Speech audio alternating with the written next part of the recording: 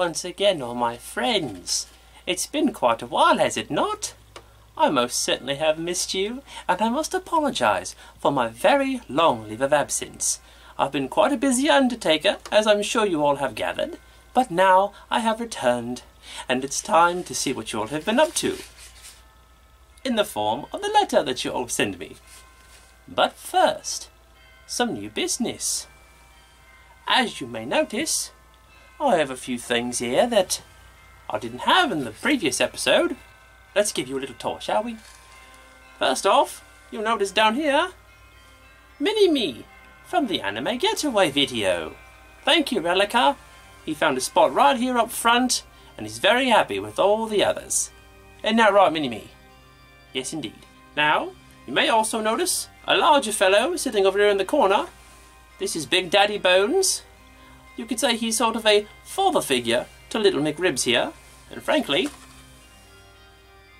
I think he's quite dappily dressed. What do you say? I like that. I like where you're coming from, sir. How do you say it? Digging your style. No? Oh, come on, a little grave digging humour. It never hurt anybody, right? Only killed them. And finally, we have this nice quill and quill stand here. The quill, which by the way, matches the colour of my ring, was given to me by a very good friend. He thought that I might be able to use it, and of course, I certainly can. Always have lots of documents to write, so I will be getting my use out of that for sure. So now that you all have had the grand tour of the new desk, it's time to move on to my favourite part of the show, the letter! Let's get to it, shall we? First off, the young lord himself has written to me. He says, Undertaker, of course Sebastian and I don't trust you. After all that has happened between the Campania and school, we don't have much trust in you doing the right thing. That being said, what are some of your favourite books? Quite a transition there, my young lord. That is, if you can read without your Reaper glasses. For that matter, how poor is your vision without the glasses? You will just have to trust me that I will have a fresh batch of biscuits for you the next time we meet. Well, young Earl, since you've not only delivered, but you have delivered twofold in that particular payment, which, by the way, I really enjoy the new recipe, I shall grant your information.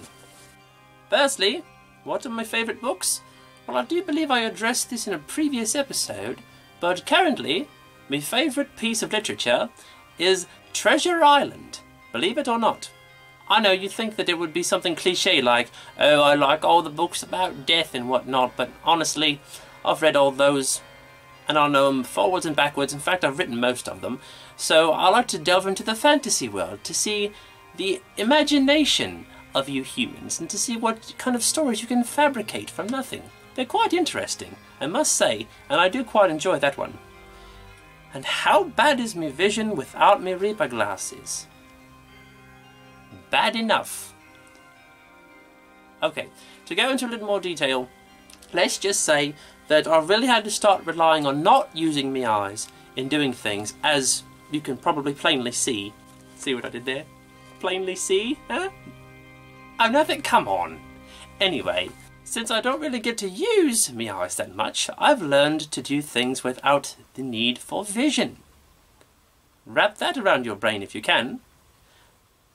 But seriously, it's quite terrible. I'm very, very nearsighted, so when it comes to it, I try and do things that don't require a lot of eyesight. Kind of scary when you think about me being an Undertaker, right? All that amount of detail that I need to do?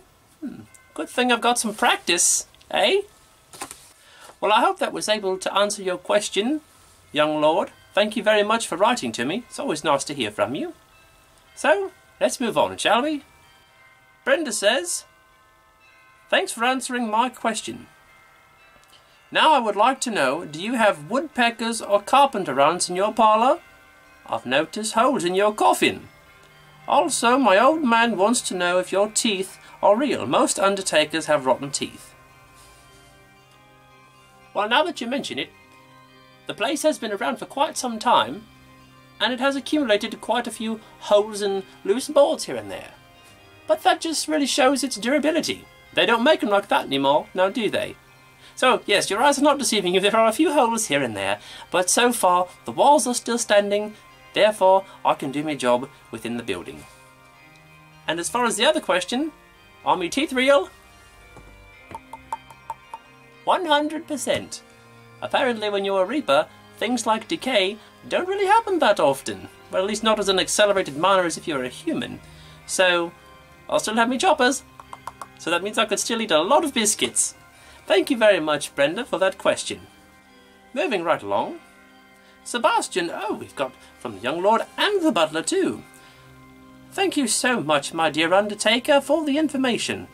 Sadly, the young lord asked me if it would work on the young Lizzie. Oh, the Earl can have such wit. Oh, you're going to get yourself in trouble, young lord. I was rather curious. Let's say that a body comes to you that is severely mutilated from a carriage impact or a fire. If the veins are no longer intact, how do you embalm them? And the payment this week comes from the young Earl. He overheard one of his employees saying, I'm out of sick days, so the next time I'll just call in dead. Which the young master spoke up for him to hear, that can be arranged. You know, that would be something that the young lord would probably say. Yes, indeed. All right, Sebastian, so for your question, what happens when the veins and the circulatory system are no longer intact to embalm, seeing as how that's the main thing that you have to use when you're embalming? Well, there are a few alternate methods to embalming when you're in a pinch. When the main way of doing things is a little bit limited, you can do something called hypodermic embalming or surface embalming. Now, those two methods are quite similar, and I could go into great detail, but let me just say that it involves, instead of putting the embalming fluid into the veins, pushing them into pockets under the skin, or just under the surface, to fill out the droopy parts of the corpse at the time. So, while it's not exactly the prettiest, and certainly not the most neat, it will get the job done when you're in a pinch. So if you've got nothing else that you can do, that's really the way to go about doing it. It ain't pretty, but let's face it, as beautiful as death is, sometimes it ain't very pretty. So thank you very much for that question, Sebastian. I hope I was able to answer it to your liking.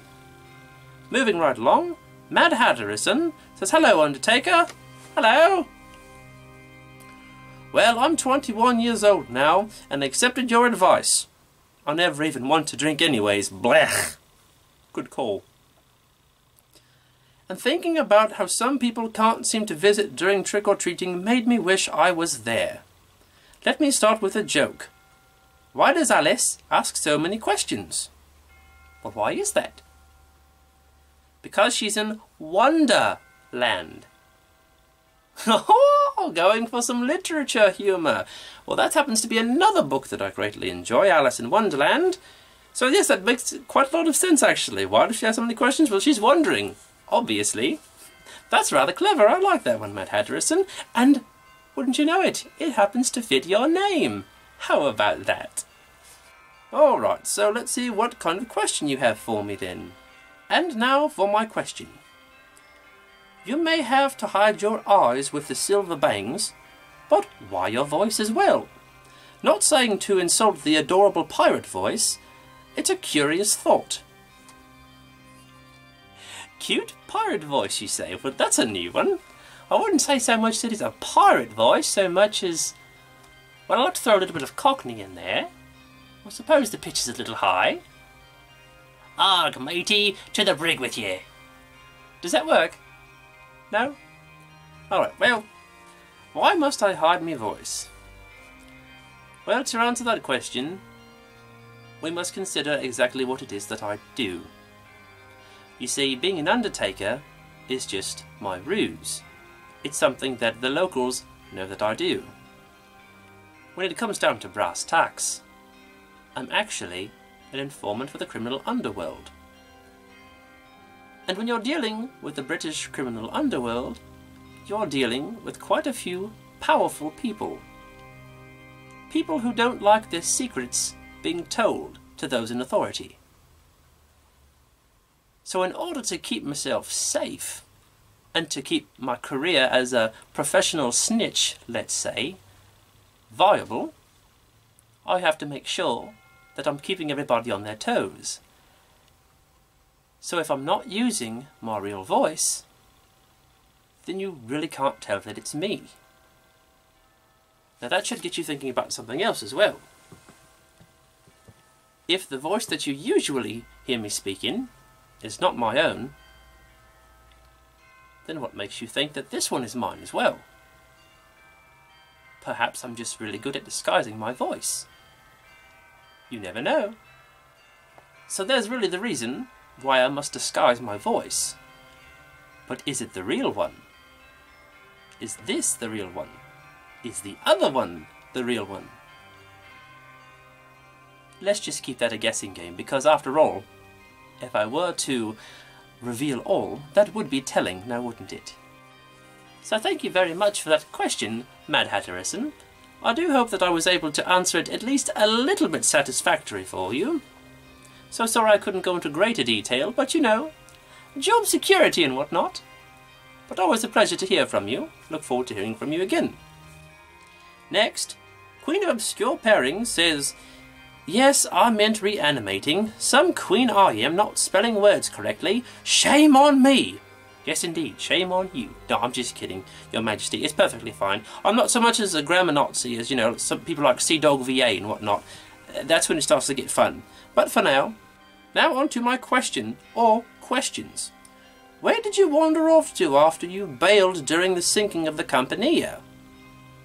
And what was it like drifting on an iceberg or ship debris through the Atlantic Ocean? Well, Your Majesty, where did I go after the ruckus that I caused on the Campania? Well, the short answer is, I went away. Oh, more detail? Very well. I went away so I could collect me thoughts. I put a lot of planning into that experiment, and as interesting as it was, it didn't quite go exactly as I was planning, so I needed to go and reformulate the plan that I may have wanted to come up with after that. You know, I didn't really have a plan B, so I had to make one, right? So I really snuck off to, I would say, where was it? About Central Europe at the time, and just kind of collected my thoughts. As for what it was like drifting on an iceberg or ship debris, well, as luck would have it, close by was a freighter ship that was coming to help the rescue of the Campania's passengers. So I just happened to stow away on that in the cargo bay and just rode it until they got back to England. After that I could expedite my journey further, and I went back into the mainland Europe. So I didn't really get all that wet. Besides, that water's bloody freezing at that time of year. I didn't want to catch hypothermia or anything like that. That would be absolutely atrocious. So thank you very much for that question, Your Majesty. Next, Sarah says, hello, Undertaker. Hello, Sarah. I was waiting for your answer, but I realised I had missed your previous video. Sad face. That's okay. You're here now, Sarah. That's all that matters. Anyway, here is my question. How does it feel seeing people dressed like you at anime conventions? And by the way, I'm looking forward to our little surprise party. Unfortunately, I'm not as fond of dancing as you. I hope that won't be a problem. Not at all, Sarah. There's plenty of other party games we can play if we're going to have something like that. There's pin the tail on the donkey, or bobbing for apples, or bobbing for biscuits in my case. That's always fun. Anyway, what is it like to see people dressed up as me at anime conventions? Well, it's a bit surreal, but overall I'd say it's rather humbling to know that people actually care about me as a character, the things that I do, the development of myself and what I plan to do in the future. It's quite fun, especially the ones who do corny impressions of me. That one's always fun as well.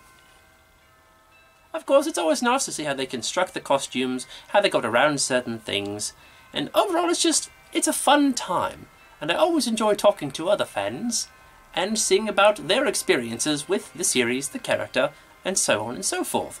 So yes, it's quite surreal and quite humbling, and it's something that I very much enjoy. Thank you for that question, Sarah. Again, as for all of you, it's always good to hear from you, and I love reading these letters. It just makes me so happy. Coming up next, Burrito Child 13. Is that you, Burrito Girl? Did you change your name? Ooh, naughty, naughty. Trying to trip me up, are you? Hi, Undertaker. Hi. I'm curious. How did you and Mick Ribs meet? I'm still loving your videos. Oh, thank you, Burrito Child 13. Got to get used to your new name. How did Mick Ribs and I come to meet? Well, it's a long story, really. I was walking around in the jungle and I came across a voodoo shop. And in said voodoo shop were all kinds of different spooks and trinkets and whatnot, shrunken heads and whatnot. And I just happened to come across a shrunken skeleton. And he interested me so. One thing led to another. I asked him about life, liberty, and the pursuit of all things tiny skeleton. And we really hit it off. So I asked if he had anything going on. He said no, so I said, would you like to come back to the shop with me? He agreed, and we've been friends ever since. Incidentally, recently found a not quite as shrunken skeleton, as you know, Big Daddy Bones, and they've become quite good friends as well, so when I'm not in the shop, then McRibs has someone to talk to. Because it can get a little lonely in here sometimes, as I've told you, which is why I started this series. So now, none of us have to be lonely anymore. Isn't that right, fellas? Yes, we'll all have ourselves a grand old party. Thank you very much, Burrito Child 13, for that question. Finally, we're moving on to Cute Otaku 808. Says, I really like your ring. Is that Gucci? No, it's gifted, actually. It was gifted to me by Claudia so many years ago. I'm rather partial to it myself. Do love the colour, which, as you can see, between the quill and the ring, it's quite becoming of me, don't you think? I really like it, and I don't plan to let it go anytime soon. Thank you, Cute Otaku 808, for your question, and thank you all for your questions. That is going to bring us to the end of the letter, which means it's the end of another episode. And I do very much love hearing from you, as I tell you every time. I never get tired of saying it, so I hope you never get tired of hearing it. I look forward to the next episode and can't wait to hear what kind of questions, comments and jokes you have for me next time. So, until we meet again, be seeing you then. Ta-ta!